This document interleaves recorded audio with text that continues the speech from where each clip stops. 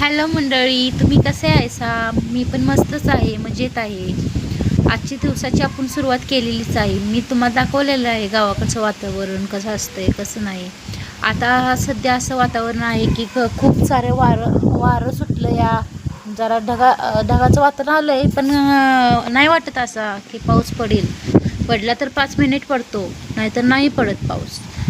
आणि तुमच्याकडे आहे का पाऊस? कोणत्या कोणत्या जिल्ह्यात आहे पाऊस? कमेंटमध्ये सांगा. आणि बघा किती भारी मस्त वाटते बघा. आणि मजेत आहे का तुम्ही सगळे? कमेंट करा, कमेंटमध्ये सांगा बरं का मला. आणि हे बघा तुम्हाला दाखवतो कसं झालं.